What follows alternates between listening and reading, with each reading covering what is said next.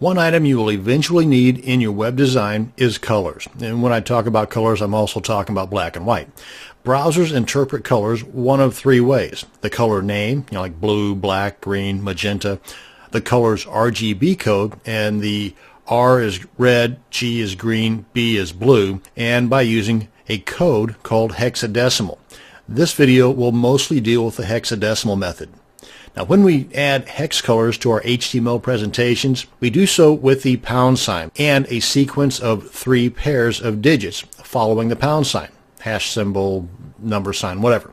These 6 digits will range from 0 to 9 and A to F. So there will never be a color code with a Z in it, for example. Only 0 through 9 and A through F. Since there are a little more than 16 million different color possibilities, memorizing all of them might be a bit much for Joe Average, so I'm going to show you a web page that shows you the different hexadecimal colors. So all you have to do is simply pick the color you want, and the hex code is shown right there for you. Simple Simon. Okay, let's check out this cheat sheet that I was talking about. Then we will add some colors to an HTML document for some real-world applications. Now basically, we can just do a search for HTML colors and then just choose images. Let me show you what I'm talking about.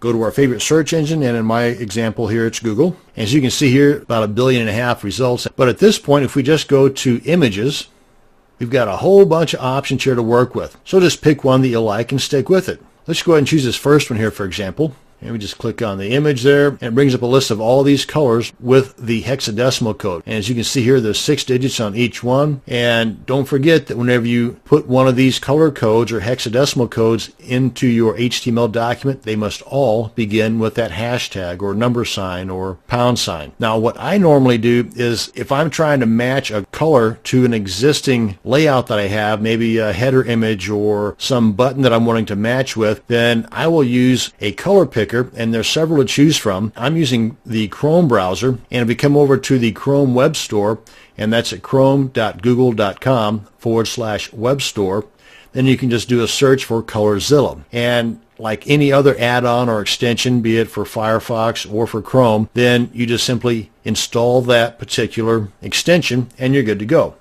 Let me show you. I've already got this one installed, but at this point you would just click on this, click on the added to Chrome, and this is already added to mine. So I'm going to go over to my extensions here, go to Tools, go to Extensions, and I've got a lot of mine turned off just to increase the speed of my browser. But right here is Colorzilla, and I just want to enable it. And you see it just puts it up right here.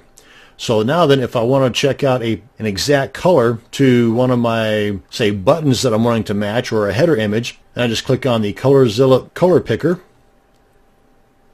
And come on down here, and you can see right up here is the color, the hexadecimal code, the RGB code, and as you can see here, the 006699 in this box here matches that in the hex code up top here, 003399, and so on. So that's how I can get an exact match of an existing image that I already have. And another option is you can use this online color picker at colorpicker.com, and right here it's giving you the hex code that you can choose from any number of, just kind of moving this guy around here.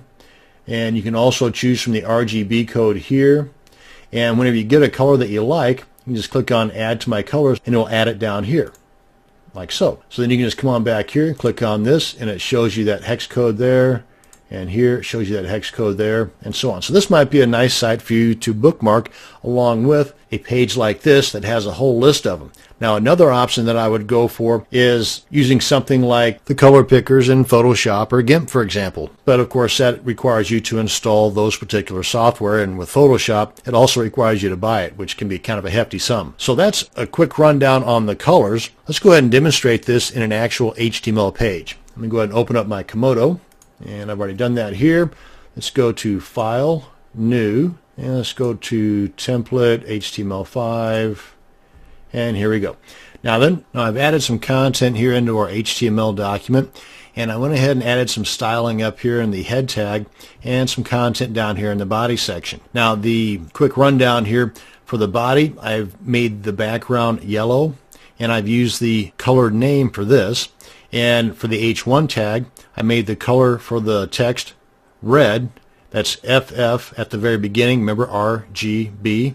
And for the H2 tag, I made the color blue. Remember, RGB, red, green, blue. And for the paragraph color, I made it blue. And here I use the color name. Now, these are just using the F's and the zeros. You can go all out and use any number of these color codes here, for example, to really add some pizzazz or matching the surrounding color scheme of your site.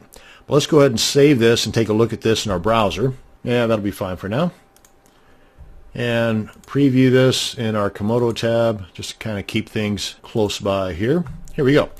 Now then, if we were to change this to a hexadecimal code, remember we have to start it off with the pound sign or hashtag, and we can only go from 0 to 9, A to F, or any combination thereof.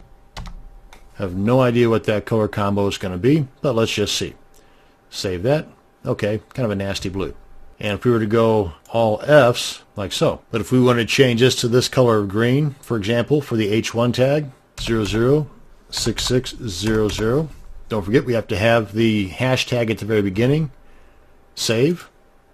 And there we go. So there you are. That's how you can add some additional coloring to your web design, and a few spots on the internet for you to go to get some additional color ideas and some browser add-ons, whether you are using Chrome, Firefox, and I'm not sure if there's one for Safari, Internet Explorer, or Opera, but they may have something, and if not, you always have those items like the online color pickers too.